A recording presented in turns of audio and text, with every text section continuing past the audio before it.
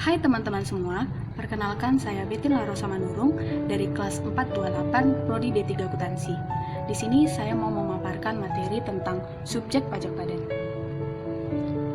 Seperti yang kita ketahui, subjek pajak penghasilan terdiri dari orang pribadi, warisan belum terbagi, badan, dan bentuk usaha tetap.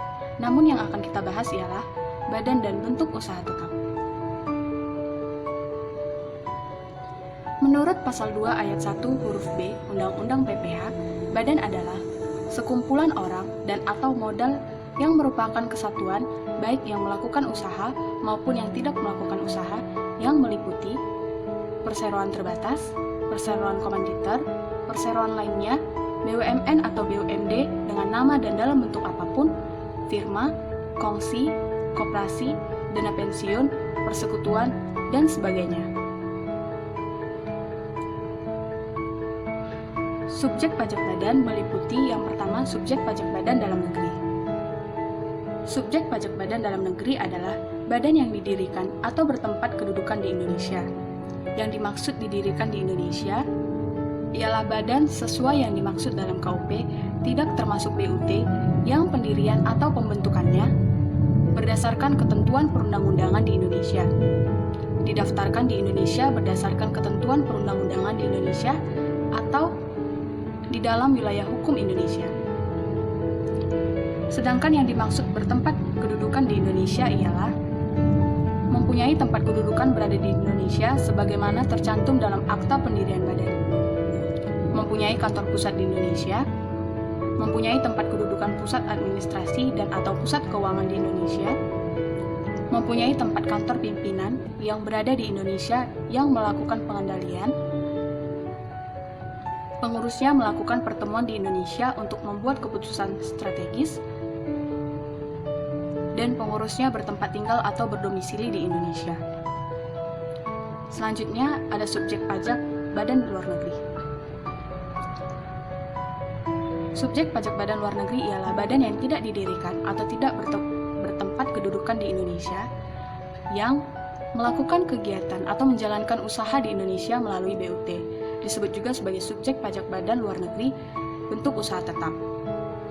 Yang kedua, menerima atau memperoleh penghasilan yang bersumber dari Indonesia tanpa melalui BUT atau disebut juga subjek pajak badan luar negeri non-BUT. Selanjutnya, subjek pajak bentuk usaha tetap. Bentuk usaha tetap adalah bentuk usaha yang dipergunakan oleh orang pribadi yang tidak bertempat tinggal di Indonesia, tidak berada di Indonesia lebih dari 183 hari dalam jangka waktu 12 bulan, dan badan yang tidak didirikan di Indonesia serta tidak bertempat kedudukan di Indonesia untuk menjalankan usaha atau melakukan kegiatan di Indonesia. Adapun pengenaan pajak bentuk usaha tetap disamakan dengan wajib pajak badan dalam negeri. Berikut ini elemen-elemen dasar bentuk usaha tetap. Yang pertama, suatu tempat usaha.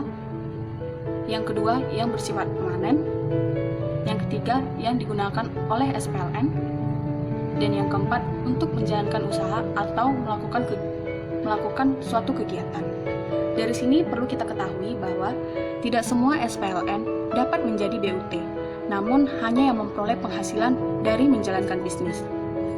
Apabila SPLN hanya memperoleh penghasilan dari pekerjaan seperti gaji atau penghasilan dari modal seperti bunga atau dividen, tidak dapat digolongkan BUT. SPLN dapat menjadi BUT bila memenuhi keempat dari elemen ini.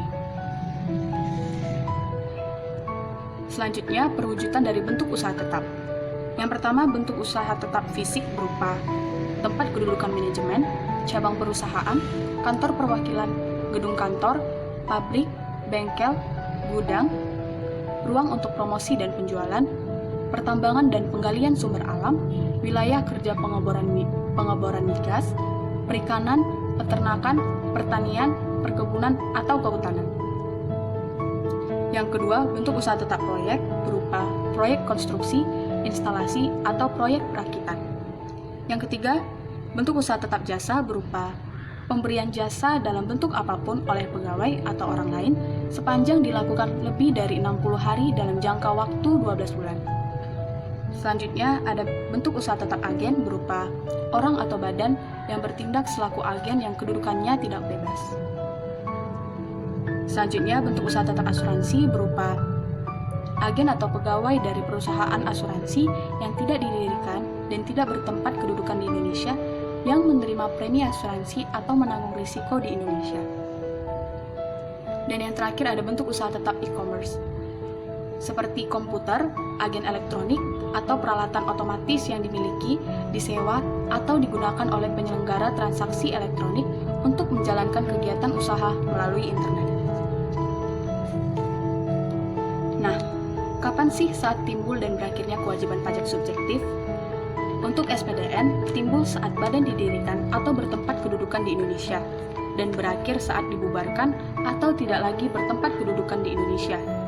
Untuk SPLN BUT, timbul saat BUT tersebut berada di Indonesia dan berakhir saat BUT tersebut tidak lagi berada di Indonesia.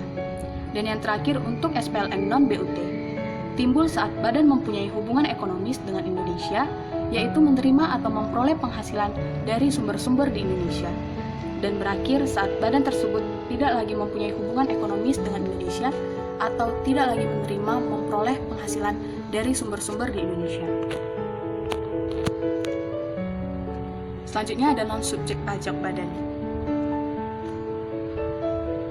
Non-subjek pajak badan meliputi yang pertama badan pemerintah, yaitu badan yang didirikan atau bertempat kedudukan di Indonesia kecuali unit tertentu dari badan pemerintah yang memenuhi kriteria. Pembentukannya berdasarkan ketentuan peraturan perundang-undangan. Pembiayaannya bersumber dari APBN atau APBD. Penerimaannya dimasukkan dalam anggaran pemerintah pusat atau pemerintah daerah. Dan pembukuannya diperiksa oleh aparat pengawasan fungsional negara. Yang kedua, ada non-subjek pajak badan asing dan internasional. Yang tidak termasuk subjek pajak sebagaimana dimaksud dalam pasal 2 adalah kantor perwakilan negara asing, organisasi-organisasi internasional ditetapkan dengan Kemenkeu dengan syarat Indonesia menjadi anggota organisasi tersebut dan tidak menjalankan usaha atau kegiatan lain untuk memperoleh penghasilan dari Indonesia selain memberikan pinjaman kepada pemerintah yang dananya berasal dari iuran para anggota. Selanjutnya, pejabat-pejabat perwakilan diplomatik dan konsulat atau pejabat lain dari negara asing dan orang-orang yang diperbantukan kepada mereka yang bekerja pada dan bertempat tinggal bersama mereka dengan syarat bukan WNI di Indonesia tidak menerima atau memperoleh penghasilan di luar jabatan, negara yang bersangkutan memberikan perlakuan timbal balik. Dan selanjutnya ada pejabat-pejabat perwakilan organisasi sebagaimana dimaksud pada poin C dengan syarat bukan WNI dan tidak menjalankan usaha, kegiatan, atau pekerjaan lain untuk memperoleh penghasilan dari Indonesia. Dan yang terakhir, organisasi-organisasi internasional yang tidak termasuk subjek pajak sesuai dengan PMK. Nah, selanjutnya kita akan coba latihan untuk menentukan status subjek pajak. Yang pertama ada PT Pertamina, yang kedua PK Instan, yang ketiga Bank HSBC Cabang Jakarta yang merupakan salah satu cabang HSBC yang didirikan di luar negeri, dan yang terakhir perusahaan X dari Singapura yang tidak memiliki kantor di Indonesia, tetapi perusahaan tersebut memiliki karyawan yang secara berkala datang ke Indonesia untuk berjualan dan mendapat penghasilan.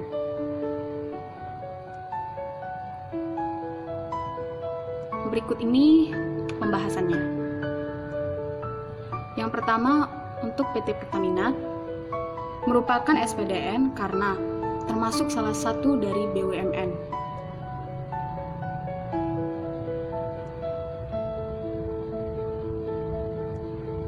Yang kedua, PK Instan termasuk non-subjek pajak badan karena memenuhi keempat kriteria dari badan pemerintah. Yang ketiga, Bank HSBC Cabang Jakarta merupakan bentuk usaha tetap karena memenuhi semua elemen-elemen dasar bentuk usaha tetap yang sudah dijelasin sebelumnya. Dan yang terakhir, perusahaan X dari Singapura termasuk SPLN non-BUT karena menerima penghasilan yang bersumber dari Indonesia tanpa melalui BUT.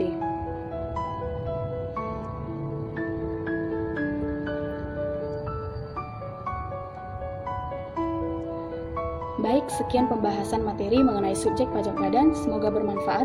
Terima kasih.